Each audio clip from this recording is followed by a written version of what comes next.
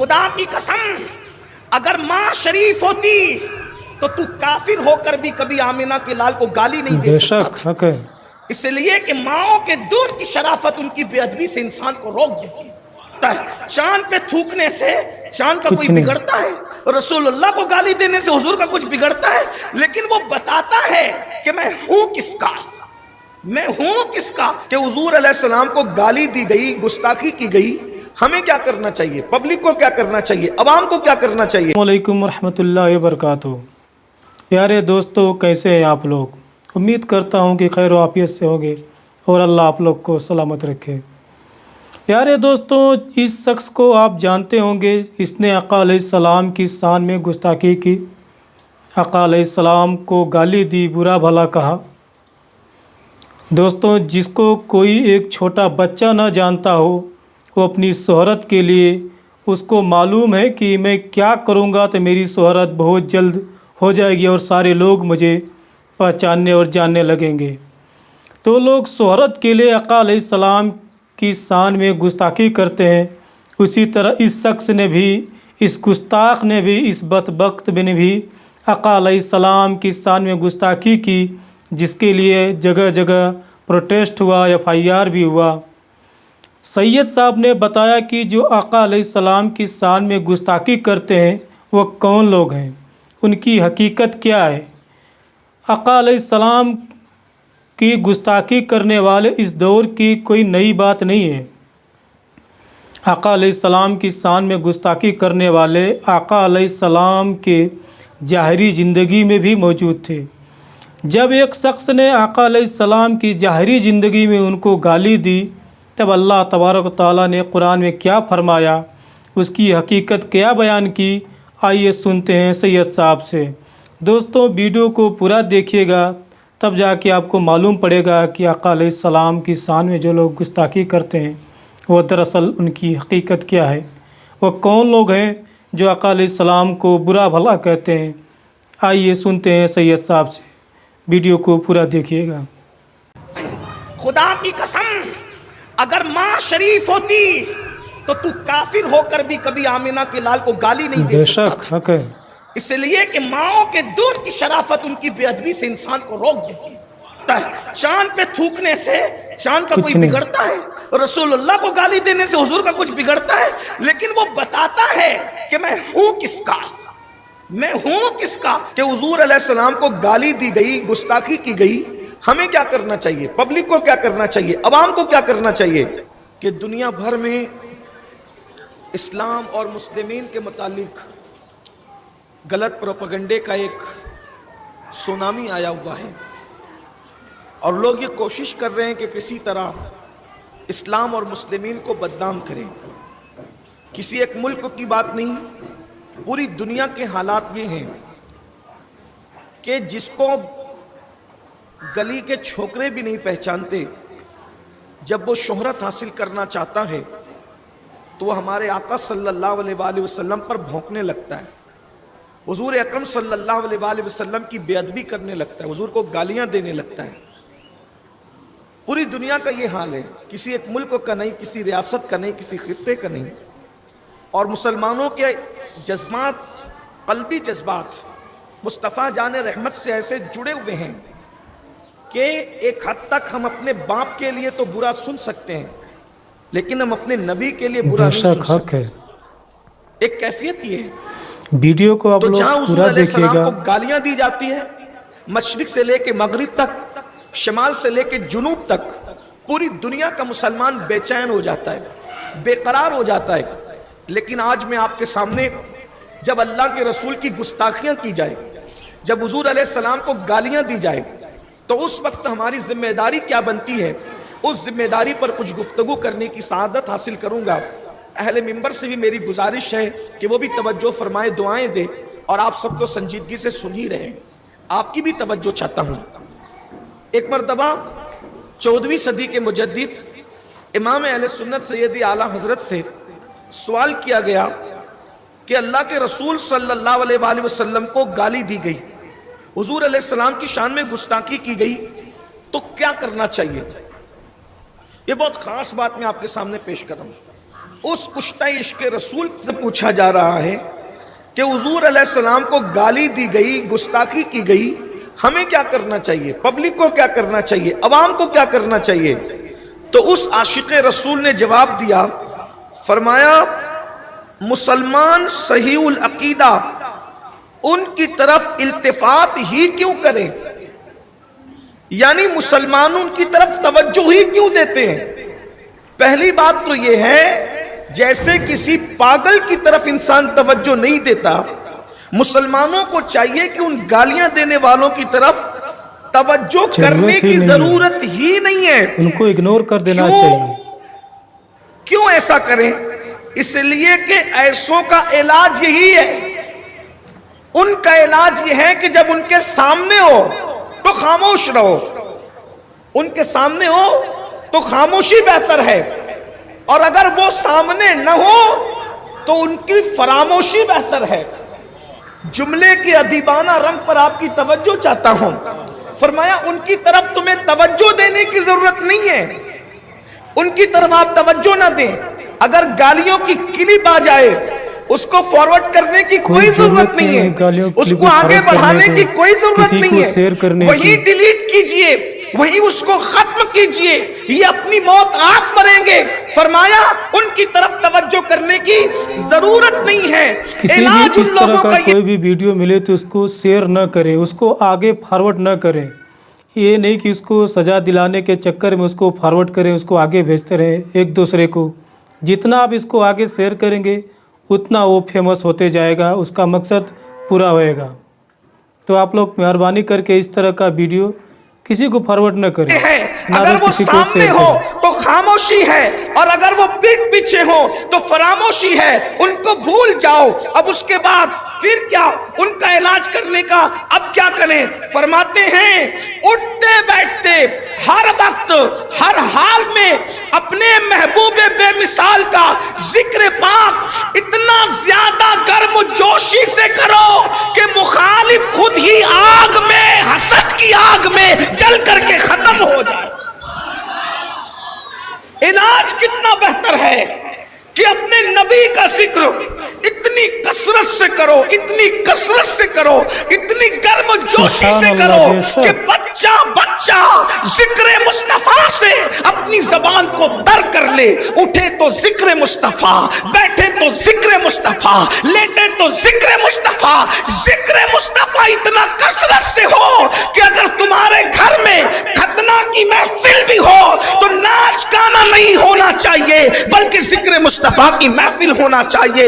اگر تمہارے گھر میں شادیاں ہو تو بھی ذکر مصطفیٰ کی محفل ہونی چاہیے۔ اگر تمہارے گھر سے جنازے اٹھ رہے ہو، زیارت کی محفل ہو، تیجے کی محفل ہو، 10ویں 20ویں کی محفل ہو تو بھی ذکر مصطفیٰ ہونا چاہیے۔ اس کی وجہ یہ ہے اگر غم میں ذکر مصطفیٰ کرو گے تو غم ختم ہو جائے گا، اور خوشیوں میں ذکر مصطفیٰ کرو گے تو انشاءاللہ تمہاری خوشیاں دوبالا ہو جائے گی۔ وہ پتہ چلا گرم جوشی کے ساتھ، پورے یقین کے ساتھ اپنے نبی کا ذکر کرو، کثرت سے ذکر کرو، بیٹھتے اٹھتے مدد کے واسطے یا رسول اللہ کی کثرت کیجئے۔ شرک ٹھہرے جس میں تعظیم حبیب، اس برے مذہب پہ لعنت کیجئے چرچا انہی کا صبح و شام، جانے کافر پر قیامت کیجئے۔ آئیے اب ہم بھی گرم و جوشی کے ساتھ، مردوں کی طرح نہیں سننا، گرم جوشی کے ساتھ اب اپنے محبوب کا ذکر کرتے ہیں۔ سبحان اللہ، سبحان اللہ۔ گرم جوش، جواب تو دشمنان رسول کا یہی ہے نا، کیونکہ جب ایک بدبخت نے اللہ کے رسول کو سبحان اللہ، سبحان اللہ، جب ایک بدبخت نے، یعنی یہ گالیوں کا سلسلہ آج کا نہیں ہے، پرانا ہے، حضور علیہ السلام کے ظاہری دور سے ہے۔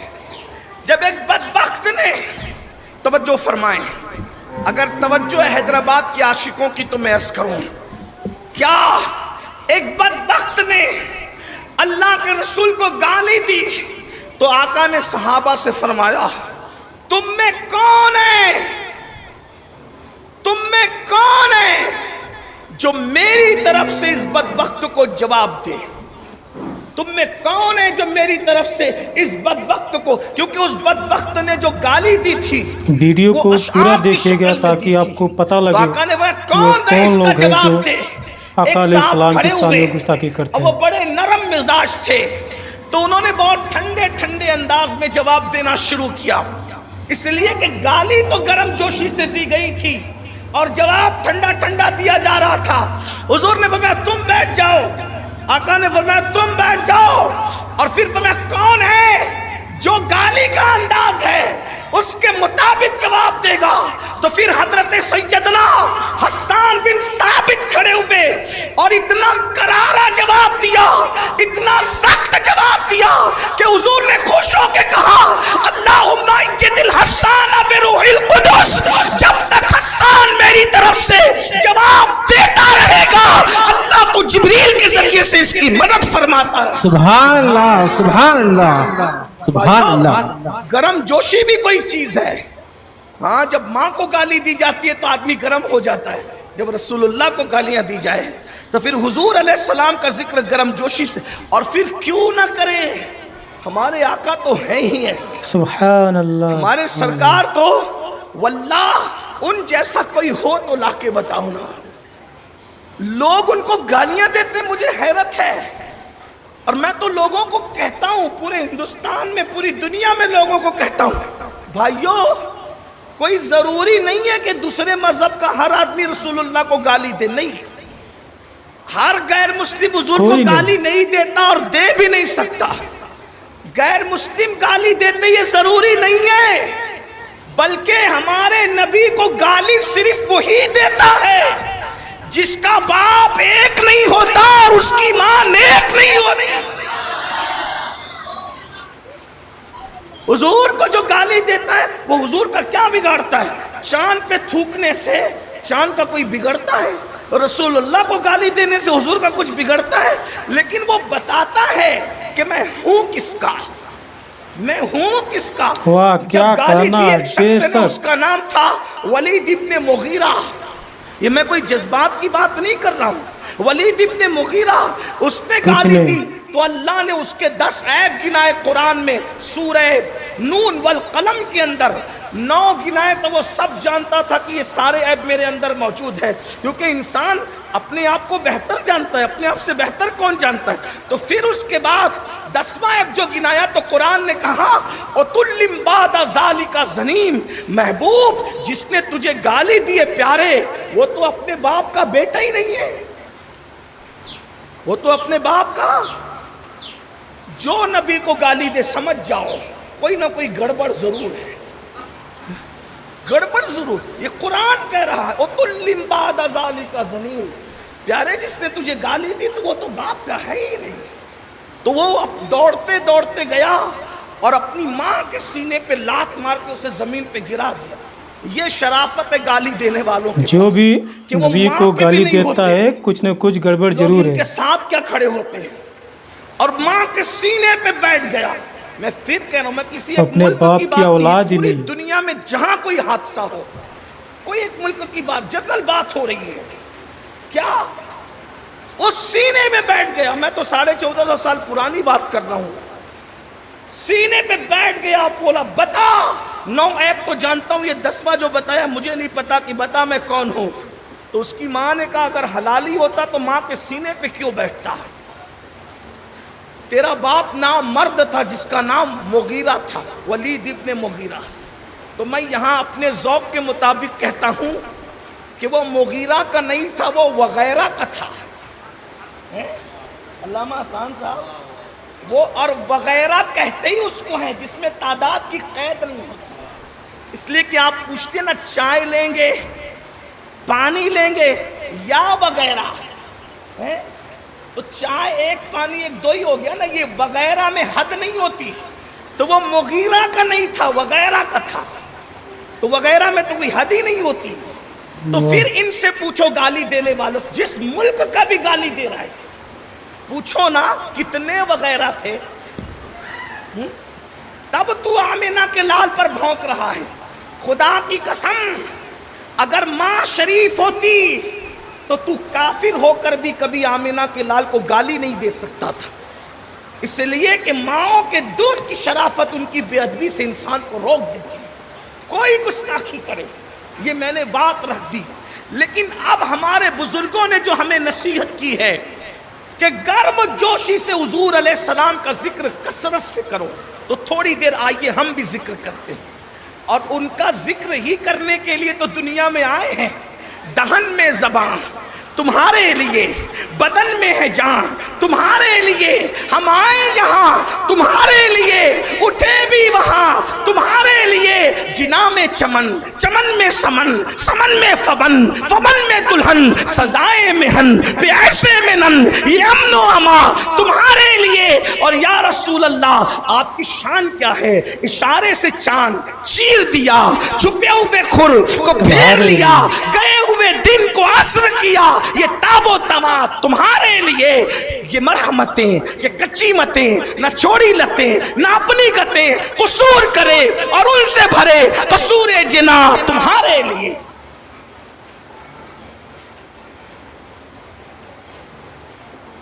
پیارے دوستوں، ہمیں چاہیے کہ جب کوئی ایسا حادثہ ہو کہ ہم کوئی نبی کریم صلی اللہ علیہ وسلم کے شان میں گستاخی کرے، تو ہمیں چاہیے کہ وہ جتنا لوگ نبی کریم کے شان میں گستاخی کرتے ہیں اتنا ہی ہم لوگ گرم جوشی کے ساتھ درود پاک پڑھیں، اتنا ہی ہم لوگ گرم جوشی کے ساتھ آقا علیہ السلام کا ذکر کریں۔